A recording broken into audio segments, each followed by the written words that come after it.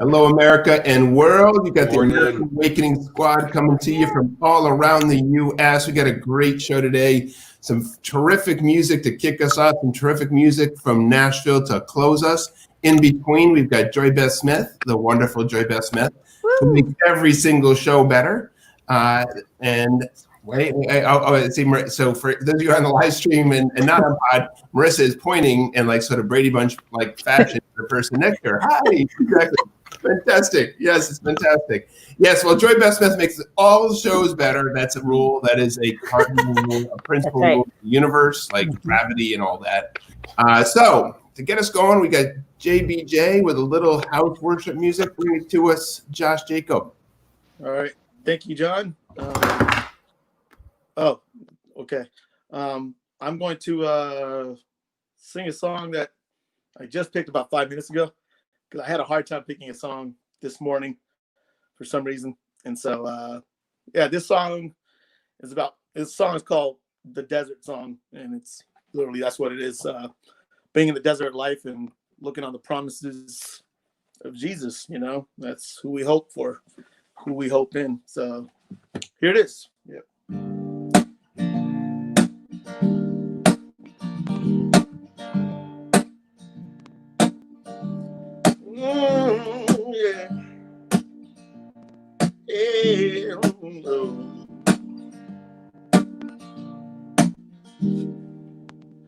Oh, this is my prayer in the desert when all that's within me feels dry. This is my prayer in my hunger and need. My God is God who provides. And this is my prayer in the fire, in weakness or trial or pain. There is a faith proved of more worth than gold. So refine me, Lord, through the flame. And I will bring praise, I will bring praise. No weapon formed against me shall remain. I will rejoice, I will declare, God is my victory and He is here.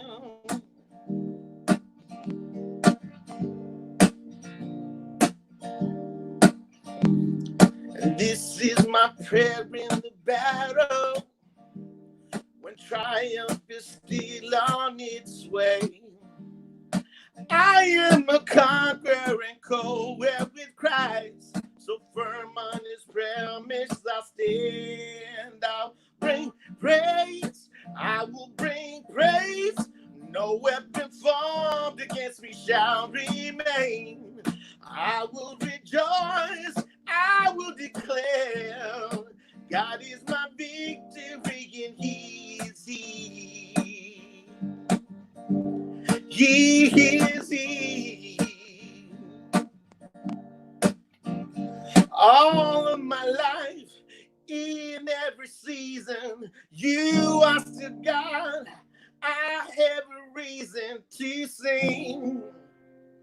I have a reason to worship. Yeah. All of my life, in every season, You are still God. I have a reason to sing. I have a reason to worship. And I will bring praise. I will bring praise. No weapon formed against me shall remain. I will rejoice. I will declare, God is my victory and He is here. He is here. He is here. He is here. Oh, and this is my prayer in the harvest, when favor and providence flow. I know I'm filled to be emptied again. The seed I received, I will sow. Yeah, like it. There we go, Josh.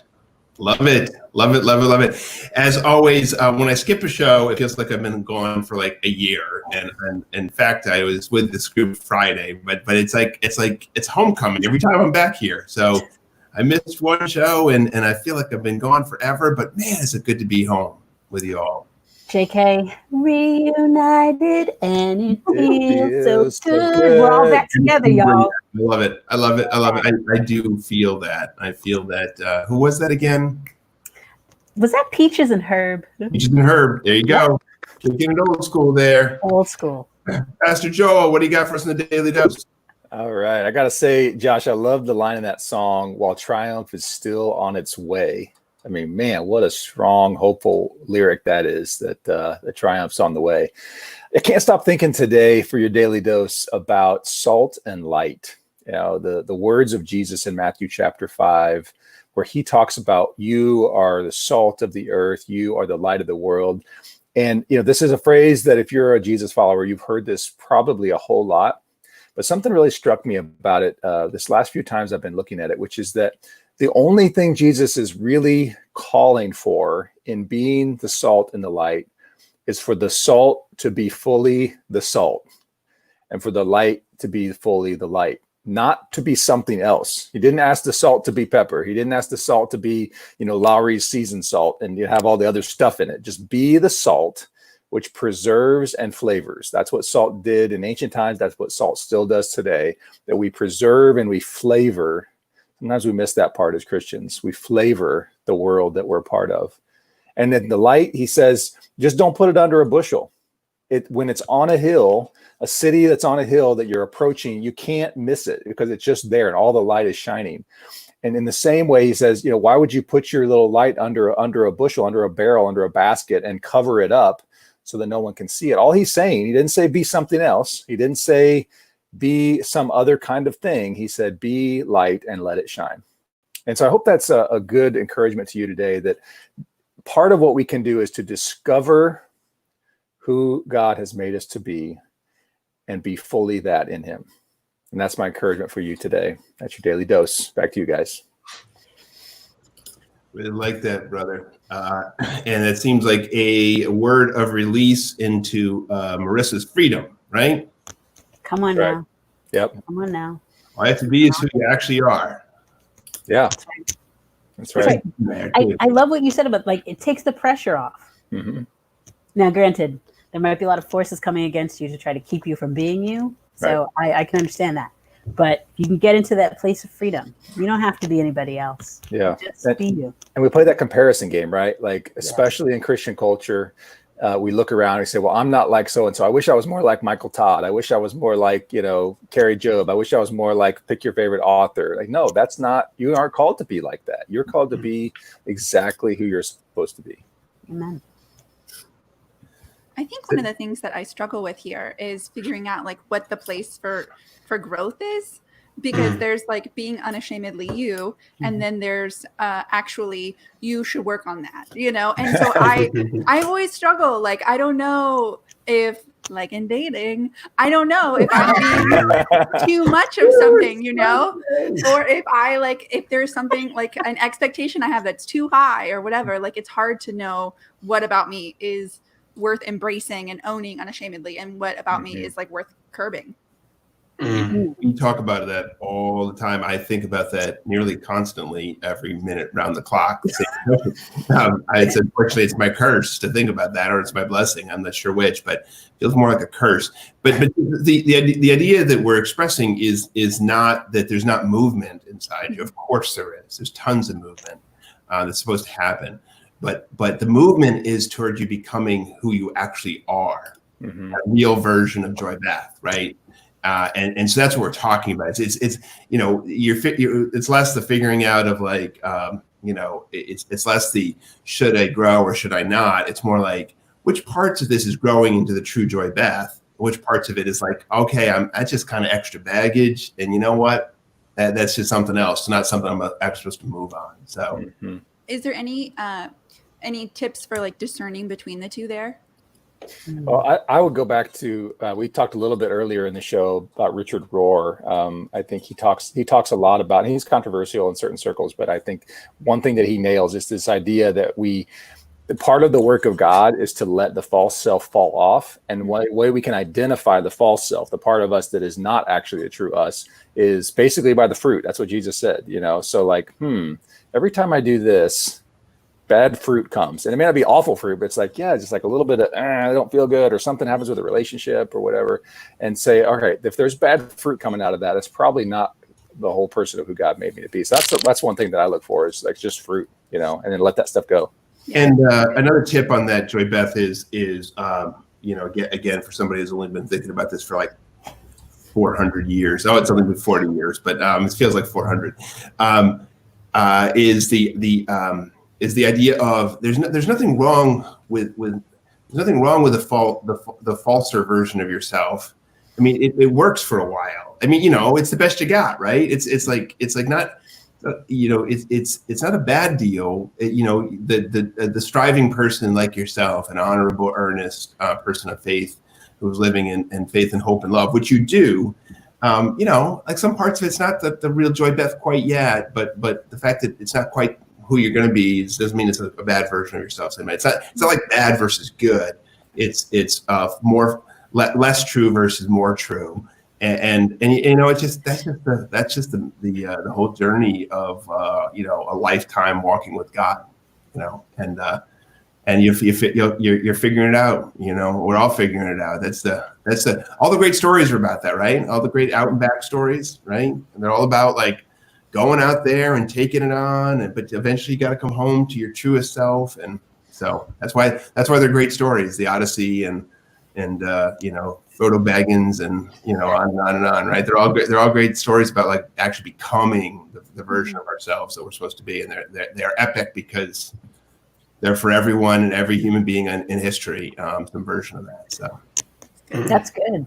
That's really good. And I just add, like, if Jesus has patience with you on this journey, you can have patience with yourself on this journey, right? Like, ain't nobody told you to become the perfect version of you in 12 hours or less. Right. It's not going to happen. You can't hold yourself to that standard. Christ isn't holding you to that standard.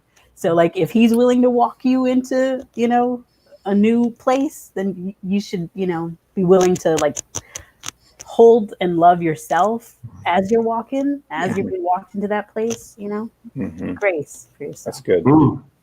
That's good. And all right, one more, and then you got the bit where the vector in about the part of just having the faith of a child, right? So these are all complicated, sophisticated notions we're wrestling with here. The greatest stories of all time, the greatest characters, the greatest protagonists wrestling through this to become. On the other hand, Jesus just, God just tells us, like, you just have a faith of a child, just trust.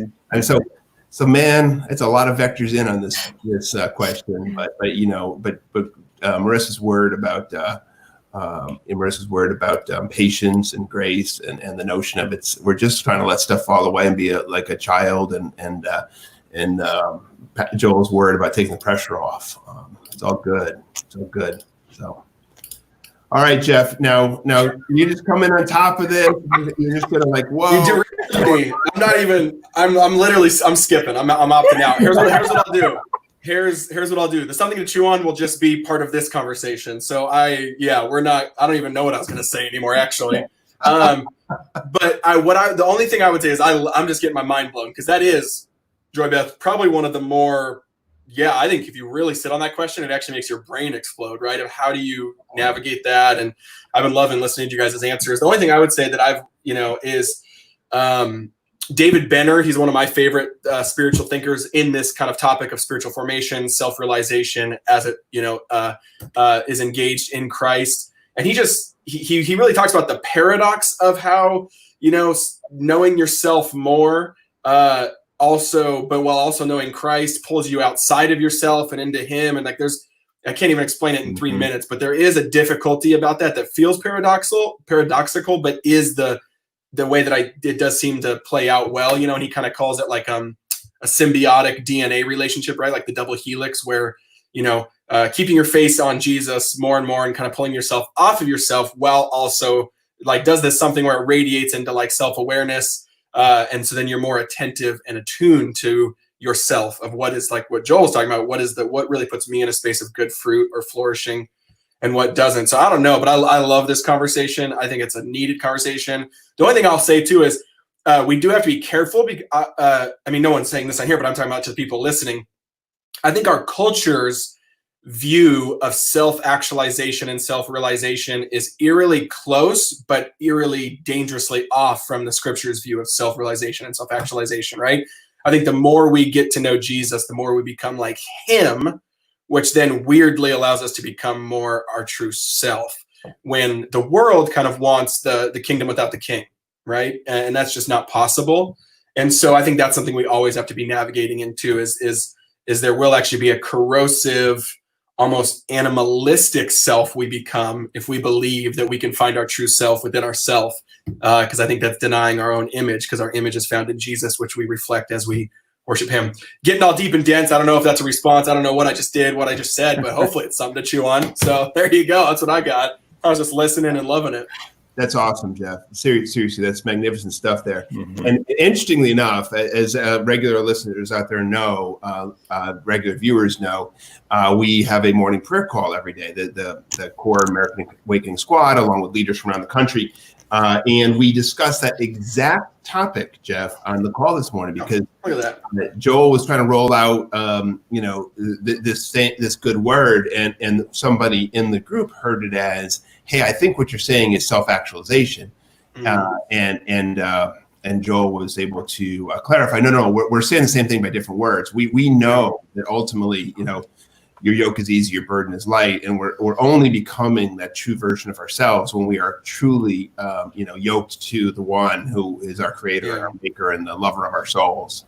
Yeah. So and you said it better too. That's what David Benner's really getting at, which I think is just his absolute golden work that he's produced. Is there's only two sides, and they're both wrong. The Christian side tends to say, just focus on Jesus, deny yourself, lose yourself. You know what I mean? And he's just like that. That is not. You don't find true flourishing in that. There's a level of that which is like a trite, misinformed version of that. And then the world says, just become your true self. And he's like, no, it really is this dance that they should both be reinforcing each other. You become and know more about yourself as you become and know more about Jesus. You become more like Jesus, not become Jesus. And so, and that's the tension that no one tends to be talking about. Mm-hmm. Yeah, to keep going deeper on the theology of it, I think people hear when Jesus says, "Take up your cross and deny yourself and follow after me," that there's this like super harsh way of thinking about that. But what Jesus is talking about is when he says deny yourself, he is talking about that false self. That's exactly, he's saying like, let go of it. Yeah. Say not your I don't want personhood. that. Yeah, exactly. Not your personhood. Of course, that's because that's who he gave us. But it's so easy to twist that up, Jeff, like you're saying. But of course, we're trying to say, God, you made me. You know exactly who I am most deeply, and anything that I have in my brain and my heart that is not that notion, I want to let go of it. It's almost like, back to Joy Best's points, like the whole process of quote unquote growth is less about adding stuff on and becoming more. It's actually about stripping away, especially as we get later in life. Like we've added all this crap, and church culture has added all this stuff, and there's so much stuff piled on top. Like we got to strip away. The work is stripping away, not adding on. Totally. One, that's and I always love too when the church feels like, call something heresy that like one of the giants of church history actually believes, right? And so you got that famous quote from Augustine, where he's like, grant your Lord, grant me to know myself so that I may know you. Like that's, that's as simple as it is, right? But a lot of us would be like, oh, don't know yourself, that's terrible. Yeah. No, I mean, I love it because you're on purpose, like full stop. Right, like this life is not about you becoming less you and more of some like faceless blob. Mm-hmm. Like you're like, what's the quote? Like, I've become all things to all men, so that by all possible means I might save a few. Like, it's imperative that you become the fullness of you, so that like Christ can move through you and reach whomever Christ wants to reach because you're fully you. Right? Like that's right. Yeah. Be you. I love it. Hashtag. And I love. Oh, go ahead. I'm sorry. Somebody. Calvin's got No, something. no. Calvin, Yeah. let the man speak. He really does. But Marissa, Bring the that's heat. tough, right? Marissa, that's tough. I think for me personally, I find myself wrestling through that sometimes. Like, because I also know that I can want to be something that has shades and glimpses of, I think, what I'm ultimately supposed to be and purposed for. But it may not actually be where I'm supposed to land and who I'm supposed to be. So how like, isn't it hard to discern between the two? Yes. Yes, it is. Yes, it's That is- very hard. yes, that is. That's why it's the epic journey. I mean, that is why it is the journey of every soul returning to God. It's different in all cases, but the similarities outweigh the differences. But it's really perilous. You know, Jeff's words before were it's fantastic. It's eerily the same but completely different. You know, these things turn on a knife's edge sometimes on whether, you know, it's okay because ultimately God's got us. Great, that's what grace is, right? God's got us. So you make the wrong decision on the knife edge, close call. You know, that's all right. It's the best you got at the time, right? I think of I love to roll out a couple of modern historic epic figures, into this conversation, into the false self, true self versions of this. One is Billy Graham. Circa 1950, Billy Graham. That dude was. I mean, he was so talented, but he was brash. It's fantastic, right? It was God made him, right? I mean, nothing wrong with being a brash, smooth talking salesman, right? Who he was, thinking he was, all cool and all that. God made him that, and he used it, and that was a remarkable version of a slightly less true self that Billy Graham, and that happened. I mean, he ran with that for decades. I mean, it was gradually, refining. But then you see Billy Graham at the end of his days, right? And you saw a guy that was like, there's no brashness anymore. There's none of that sort of like crushing stuff. He still believed it, but he had softened with the wisdom of the years. He'd learned so much that his affect was entirely different. It's the same words. The words were the same, but his character had changed. Now, was he wrong when he was the young guy? No, he was awesome. He was just an awesome 25-year-old. Then he was an awesome 35-year-old. Then he was an awesome 45-year-old. And then he was a remarkable 85-year-old, right? Mm. And so somehow or other, through those cycles, he is becoming his, more and more versions of his truer self and softening into the great wisdom of God's love for us all. All right, that's one. I'm gonna give you Mandela. And Mandela, was like same thing. Brash, strong fighter. He's a boxer, right? Mm-hmm. Big, strong, powerful. Goes to jail for 27 years.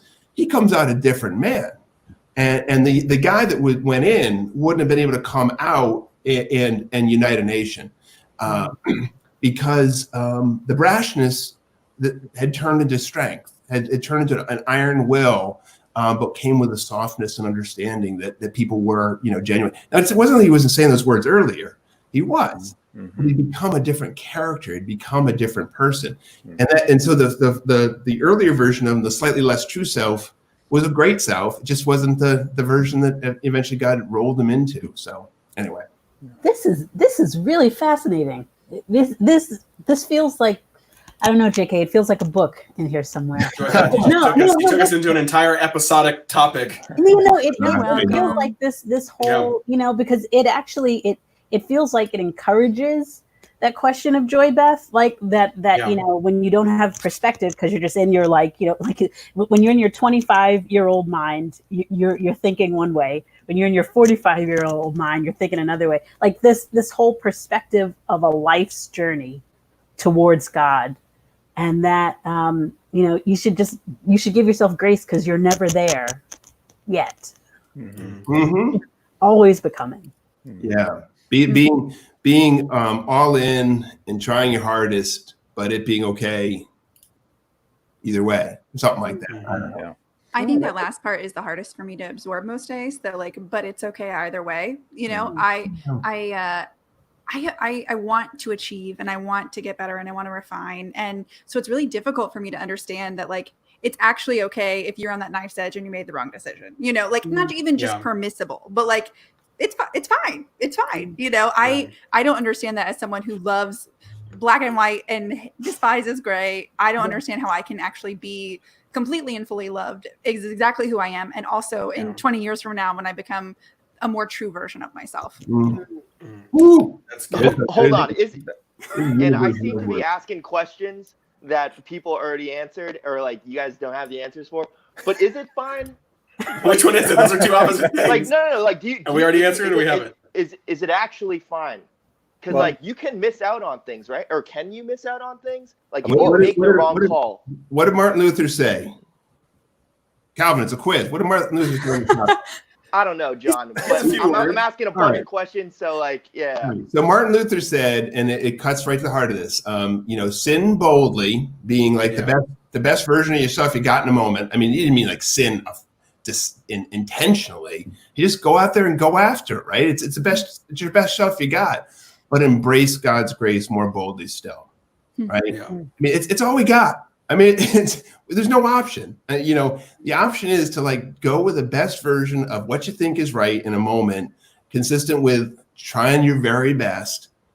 And that is either like on the nose, or it's slightly sinful, or maybe very sinful. But you know what? That's God's grace, right? So that's the whole storyline. That's the whole through line of this whole thing is there's no option there. You just got to go out there and roll it out there and play hard, and God's got you. And there is a part of this, the whole journey narrative, that we can even run away from God, and He pursues you. Yeah. Like so yeah. And in that you would miss a whole bunch of stuff, Calvin. I think you do miss stuff. Like that's just the way that under the sovereignty of God, but within our free will, you're going to miss stuff. But you could even be running away from God. I personally believe there is a point at which you can simply say, I got this on my own. I don't want to have anything to do. And you are literally like shutting off, God. And so there is a point there for me. I'm not a universalist, but I do think that you can run hard and miss it. And God's still like, I got you. As Chesterton said, the hound of heaven, right? Well, yeah, because, again, like on the other side of decisions is still journey.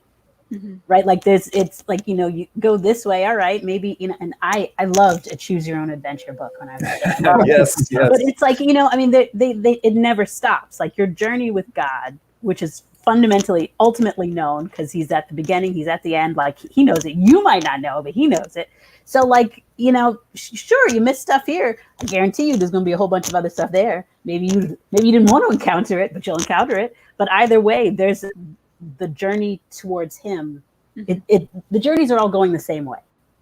You go down like Lake Street, you go down Water Street, different streets, journey towards the same end.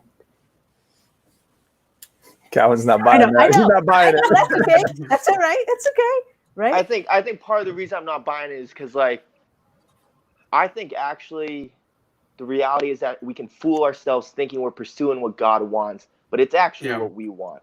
Yeah. So like you could actually think you're going toward that same end, ultimately where God has for me, but you're actually running. And I agree, fully recognizing the Jonah story and the principle that He can chase you and He'll send a whale and He'll take you ultimately where you're supposed to go. But I think like how long can you run after something being like, oh no, this is where God's supposed to like wants me, or this is where I'm called, or like this is even with the grace of like this is my best guess at the moment.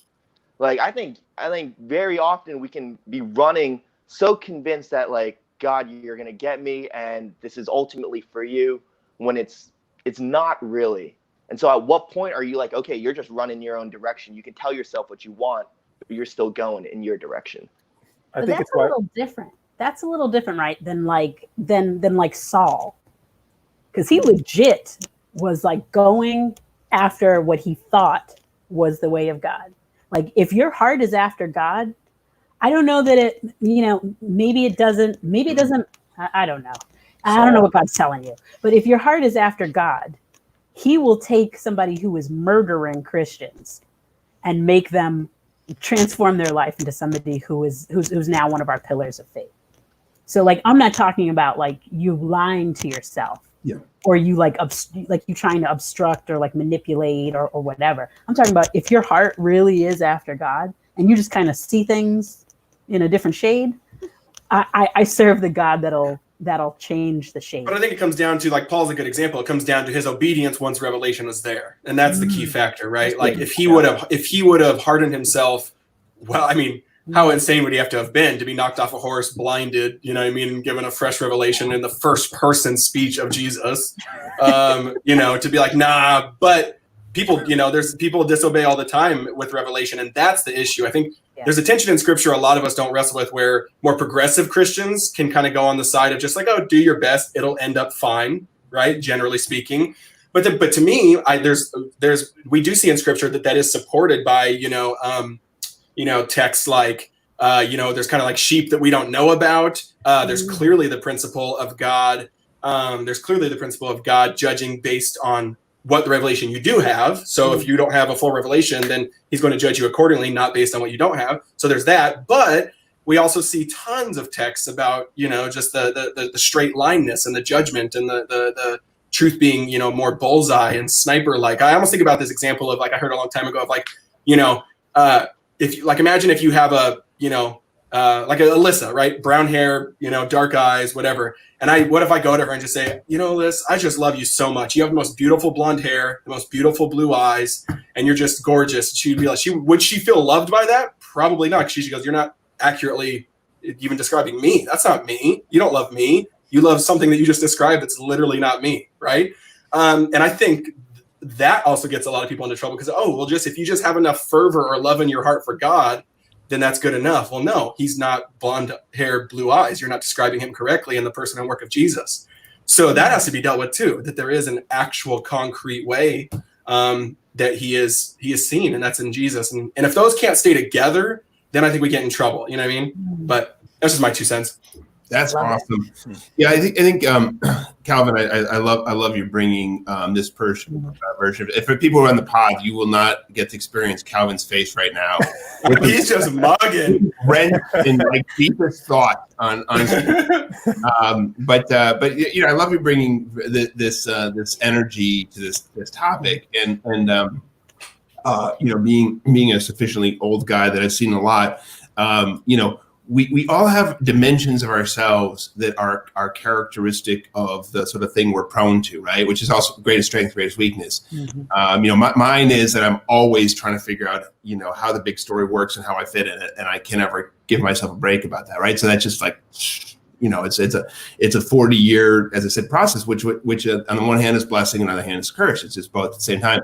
Yours, if I may be so bold, is exactly caught up in this conversation because you're so earnest and you're so trying to get the right answers that you can't imagine that like you can let yourself off the hook for the answers that the best ones you've got are may not be perfect, but it's still okay. So the person that tries harder than any person I know on the planet, I mean, you're like the hardest trier I know. It can't give yourself a little wiggle room to say, it's okay. If it may be self-delusion. I may be off, but So anyway, so I see you bringing this version of yourself to our conversations regularly, which I love because it's again greatest strength too. It's part of your magic. Yeah. I'll add one more thing too that hopefully maybe stays pastoral and practical, and I think answers Calvin's question. Something that helped me a long time ago. The young college student era, I was wrestling with like, what's God's will for my life? Every decision has to be perfect. The classic annoying 20-year-old Christian vibe, But I was living in that, and then you start freezing. You're just like, because you can't make any decision because you're so fearful that like if I make the wrong one, then I'm just out of God's will and I'm heading off a cliff over here. And a mentor just super confronted me. He just said, Jeff, how small is God that he can't just pluck you up over here in the fields and put you back on the road? And he's like, just literally just live obedient. Live at his feet, and every time you take a left or a wrong turn that is incorrect, he'll pluck you right off and put you back, or he'll carve a little path out through those fields back into over here. And that comes down to obeying that moment. But I think that was just like so much freedom of like, oh yeah, how small do we have to think God is that he can't rearrange complexly that path to get us back in the direction we're called to go? Can I ask Wow. a question? So whose job was it to keep this conversation on track? I know, right? I think it We got to was- jump literally straight from this to Dan or something. Joy Beth. I know. We missed whole segments. We missed Joy Beth and the Christianity Today poll. And you gave me Goodwill Hunting today. Come on, you know. Well, but By the I way, have how to did you say guys that- find a movie clip? How did you find a movie clip that is even 4 seconds long that it didn't have the F word in it? I mean, that movie. Is like, No, we took it out. I only saw that We movie took it like out. last year, and I was like, that movie shocked me. I was like, maybe it's normal for Boston people, but I was like, oh my goodness, I'm being assaulted by language right here. You know? This is the way we all talk in Boston. Yes, Yeah. exactly. Phenomenal movie, by the way. It is. Jeff, you're the king of spoilers. King of No, I know, spoilers. my bad. But Always. we'll save it. I'm not All giving right. away the line. I'm not giving away the line. So we're skipping WoW. So that's what's happening. We're skipping Joy Beth and Christianity Today poll. But we now have to do Goodwill Hunting and then go over, right? So what are we doing? We're doing We are doing the movie? aren't we? Yeah, we want to toss to that? What do we think? Marissa, what do you Look at Marissa's face. Everyone's faces today. I know. We need to make like gifts out of these faces. I know. I'm okay with the Holy Spirit just sort of leading us through whatever it is that we were supposed to talk about, and that clip maybe is better served with another. All right. All right. Marissa says no. She's saying no. She's saying Right. pull it back Friday or Monday. Calvin, she might be wrong. She may be lying to herself. She may be, I'm totally lying to myself. maybe I think she is. How do we know she's not fooling herself? she may be fooling herself, and but God's still going to bring her back. And we're going to get to Goodwill Hunting on some day. So, all right, we're gonna flip this to Dan Hazeltine and Stephen Wilson. We thank you guys for your patience there, and There Dan, you go, Dan. take it. Man, so good to see you. You know, I feel great today. And in fact, I was thinking my current mood is best described by a sort of an interpretive dance based off of a scene from Goodwill Hunting. I'm just kidding. But I'm so glad to be here today. It really, you know, we're midweek here. What a great conversation. What a good opportunity to just sort of revel in the mystery that is kind of before us, and to kind of go, yep, it's bigger than we are. So That's a good word. that's a really great thing. I am grateful to have our musical guest on today. You've seen him before, but you may not have necessarily known that he was doing his own music. I have been just kind of blown away by both Stephen Wilson Jr.'s music and his story. Just a combination of just powerful things. Stephen, this is on his Wikipedia page too, which is not necessarily the place I always go for information on artists. But I've seen it in a lot of other places to corroborate, but that he's both a boxer and a musician. And what I love about that is that at one point, and not that this is all about me today, but I had been pitching a television show that was putting singer-songwriters would do songwriters in the round, and they would play their song, but then their songs not only would be judged by a public audience, but they would also then have to go in and do 3 rounds of boxing. And, you know, it never really took. But for the first time, we have an artist who actually could have just killed it on that show. So I'm really grateful that Stephen is here and able to just provide some proof of concept for me. But it is great to have you, Stephen. I'm a fan of your music. It's good to be with you today. How are you doing?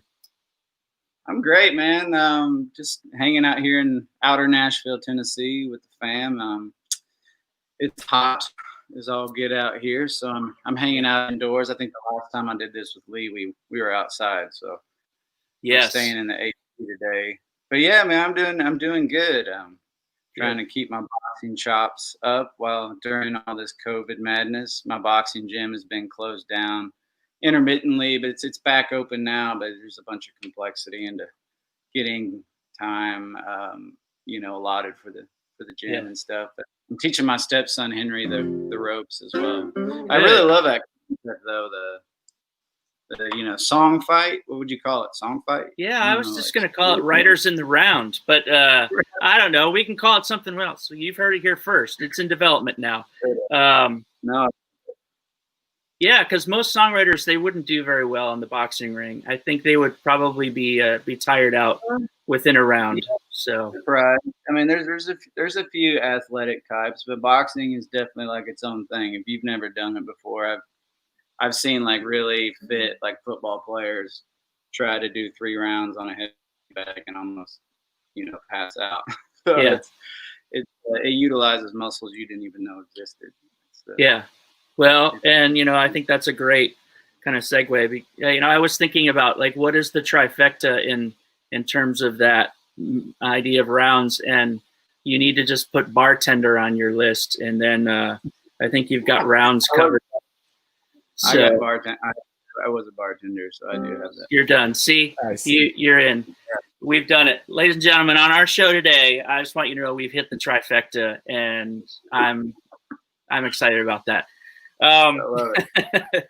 So I do have questions for you that I'll get a little more serious about this, but would you be interested? Why don't you play us a song, and then we'll get into it after that. How's that? Okay, cool. I'm gonna play a song that it's the first song I ever released as an artist, and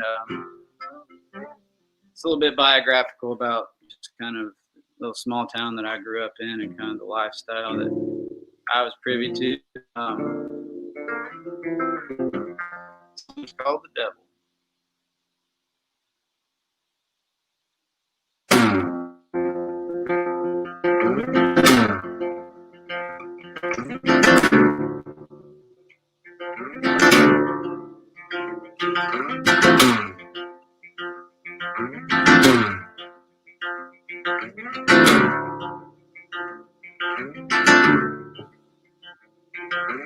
Hand on the Bible light, maggots turn to flies, whole world's gone to hell, mama's back in jail, just can't get enough, I think we've had too much, gunfire in the school, smell down the golden rule, where your promise ring, preacher's got a thing for me, you keep it to yourself, the whole world's gone to hell.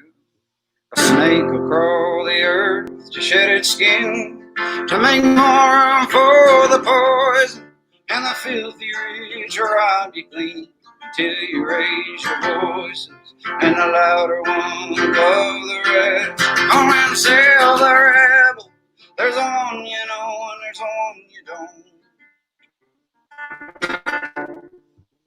They're still both the devil.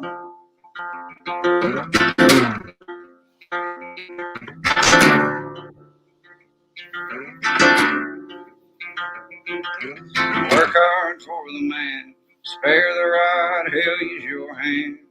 The hate will break you down, you're the toughest guy in town. Oh, say can you see the nearest pharmacy? Yeah, the needle to the vein might be the thing that'll kill the pain. Don't trade away your soul. You swear the world will never know that you were even here. How he whispers in your ear. A snake will crawl the earth to shed its skin, to make more room for the poison, and the filthy rich will rob you clean, until you raise your voices, and the louder one above the rest. Come and sell the rebel, there's a one you know and there's a one you don't. They're still both the devil. Yes, I lay me down. Go on, get behind thee now. Snake will crawl the earth to shed its skin, make more room for the poison, and the filthy rich will rob you clean, until you raise your voices and a louder one above the rest. Call himself the rebel. There's a one you know and there's a one you don't. There's still bones to do. Yeah, Oh, powerful. Wow. Man. Awesome. man. That's yeah. I love the song. I love the. I'm a sucker for a good kind of prophetic look at culture and look at the human experience. And man, that one hits it. What like I it's crazy. Like I've listened to a few of your songs and usually I don't know. I like your combination of life experiences and things like that. It just makes me wonder, like, when did you, because you didn't start playing guitar until a little bit later on. You didn't start really kind of digging into music until a little further on in years. And how did you discover this sort of poetic side of who you were? Or was it always there and you just sort of hadn't really jumped into it as much? Well, I think I always knew it was there. I just had never had the courage to kind of really put a bunch of energy behind it. I went to school to be a scientist. I was a microbiologist and a chemist and a food scientist. So yeah, when I'd be writing songs all the time in the labs and stuff, I just found myself constantly just working with words, and it's just something I couldn't turn off. And really, when I was a kid, I lived out in the country, grew up like pretty far outside of the main town, and I was the first kid on the school bus and the last kid dropped off. So I spent like almost 3 hours a day on a school bus. And it was all like 90s country music all day long. So I had like a 3 hours a day, 5 days a week, times however many weeks a year I went to school, indoctrination of country music. And, the Nashville style of songwriting. And I remember the first time I heard the song, Don't Take the Girl by Tim McGraw. Yeah. My mom, we'd had a bunch of stuff going on, and somehow I was able to place that story, even though it had nothing to do with my situation, into that song. Yeah. And like 3.5 minutes later, I was sitting there on a school bus, and then it was a disaster. I was like, what the hell just happened to me? And I guess a song happened to me. And that was when I think I realized that I don't know, I was affected by this a little bit, or intrigued by this more than maybe the average Joe, because no one else on the school bus was reacting the way I was. So, but anyway, so I don't know. I just really, I didn't know what created that. And it took me years to figure out, like, because it's not like you go on career day and there's like a pamphlet, like, become a Nashville hit songwriter and blah, blah, blah. This is all you do. And this is true. No pathway. It's like a very nebulous career path. So I took the most logical choice because I was good at science and like academics. So I, used science as my ticket out of my little small town. And then it got me to Nashville, and I went to MTSU. That's where I graduated with my degree. But I, also kept me near the music scene. And I started just, that was, my major impetus for going to Nashville to go to school, was just to be around music. I didn't know what drew me to it. I didn't know why. I just knew there was something very special there. And it took me a long time, because I didn't really start even singing lead vocals until about 5 or 6 years ago. I was always a side guy, background vocalist, guitar player, just always kind of, but my dad died about 1.5 years ago, and he was always kind of a bug in my ear, my biggest champion. And he raised, my siblings and I. And when he passed, it kind of like transitioned my mind into it. Like it almost rewired it instantly. And wow, I knew that I needed to do something a little bit different. And I went about a month after he passed, I went and made this record, and The Devil was the first thing I put out on it. And, wow. It's so good. It's a gorgeous song. Yeah, it's definitely one that I find myself playing over and over again. And I mean, it puts you in the ranks with, with the Bruce Springsteens and, the artists that have really done just a really good job of taking a moment and describing it, like, or not necessarily even a moment, but just a that wrestling, that human wrestling that we all do. That song's done a great job of that. So well done on that one. I gotta give honestly a little bit. I can't take all the credit for it because honestly it was that song to me was more of a gift than anything. I think half of being a songwriter or anything is just trying to like allowing yourself like to shut your stupid brain off long enough to become a vehicle for something special to happen. And like honestly, it was 3:30 in the morning, and I woke up and that song came out like instantly. I worked days on songs, hours, weeks, years, and that song was like I said, it was just kind of a gift. And Yeah. I don't know. That's the only way I can describe it. And it's very much a snapshot of my life. Like drug abuse and stuff is rampant. And I grew up in a really charismatic kind of almost Pentecostal influenced environment big time. I saw a lot of people get demons cast out of them. And, you know, like I used to joke around. I do joke around that I used to go to these keggers on Saturday nights, and and then the Sunday morning service was actually crazier than the kegger that I was at like 4 hours before because of all the, you know, there's a lot of like activity going on, and you oddly run into somebody like at the grocery store a couple hours after you see them get a demon cast out of them, and you try to make small talk. And wow, where do we go from here? Like, there's not many segues that feel helpful. Yeah.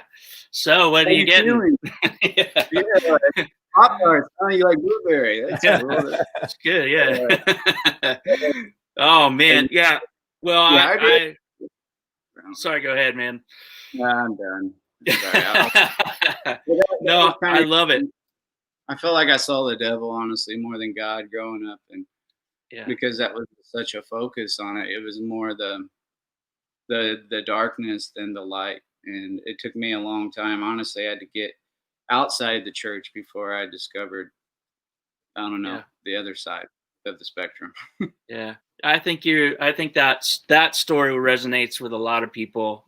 Just you kind of get out of the rituals and the habits and sort of the construct that you've been raised in order to sort of see something a little bit bigger and a little bit wider. You know, I find like just that experience. I used to, you know, when I'd go to New York City and spend time in the city, I'd always have to look up at some point because the buildings would sort of close in on me, and I'd start to think of my own story as a lot smaller than it really was.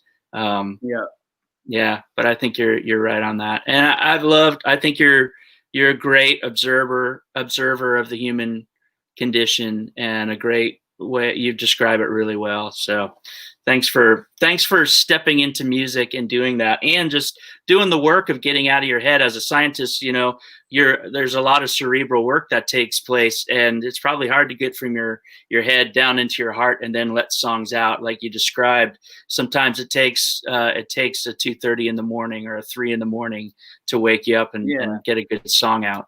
So that's amazing. I find myself, humans are really good at that. Yeah. Well, would you be willing to play us one more song? I'd love to. Let me think. Since I just played something so heavy, I will play something a little not so heavy. Just kind of, you know, take you through the journey from darkness to the light. But this next song was actually my second single, and both of these songs have videos for them. If you like videos, you can go to my YouTube page, Steven Wilson Jr. It's Steven with a PH, and you can check them all out. This particular video did really well on CMT and got a lot of love from them, which is really awesome. Really grateful for that. And got a lot of love from Spotify on this one as well. Good. This is very, very much kind of the story of my life as far as just the musical creativity. I had a terrible first kiss experience at a roller skating rink when I was a young teen. And basically, she broke up with me on a cordless phone a couple hours after it. And I started listening to grunge music as a result. And and that's pretty much what you hear. That was All right. the start of it all. The year was 1994, and the song's called "Year to Be Young." 1994.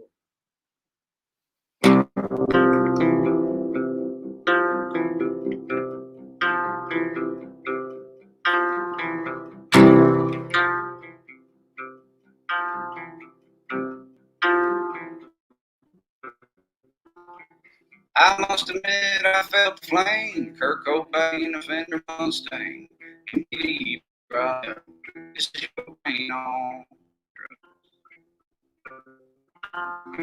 I won't forget that first girlfriend. Got me into Boys to Men, and I grew up a lot that year. My sweatshirt said no fear.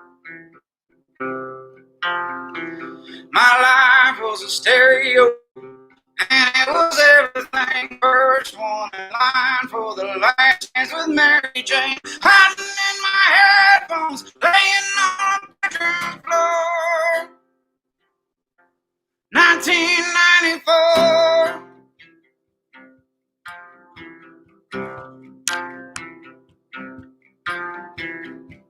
Tell Mom, see you later. You don't be blowing up my page. When the show's over, I'll come home. When that is, I don't know. Teen spirit in the air for y'all on cell phone. Study hall passing notes. Yes, no, or I don't care. My life was a stereo, and it was everything. Soundtrack, first kiss, out at the roller rink. Hands held, two hearts falling on a hardwood floor. 1994. 1994. You think you know it all and you don't know any better.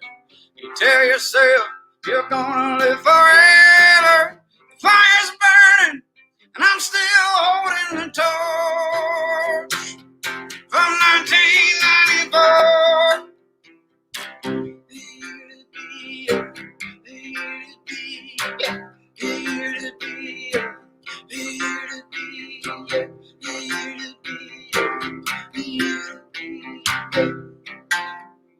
My life was a stereo, and it was everything. Soundtrack takes me back through all those memories, hiding in my headphones, laying on a bedroom floor. It takes me back to the days when a song was worth so much more. 1994. 1994. 1994.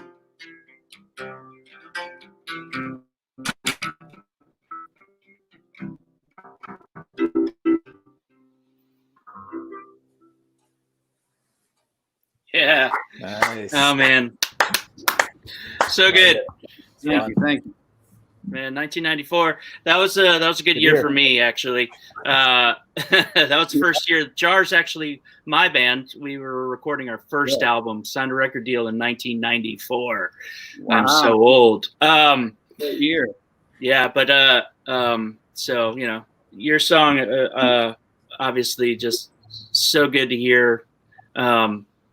You know, nostalgia. I was with Steven at the roller rink personally. I was at the roller rink with Steven. Yeah. Yeah. I was 5. All right. Good. Who let the child in? Yeah, that's good.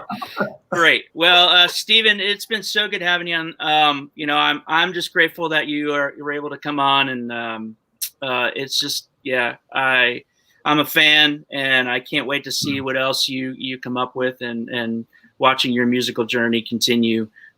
Please go check out Steven Wilson Jr.'s music. It'll stick with you. It's worth it. It comes highly recommended. Thank you, Yeah. man, for everything, having me and everything. It's been an honor to be able to play some songs. And we need to catch up with a beer or two. And Yes, we talk do. about some things. Yes, we Or do. something. Yes.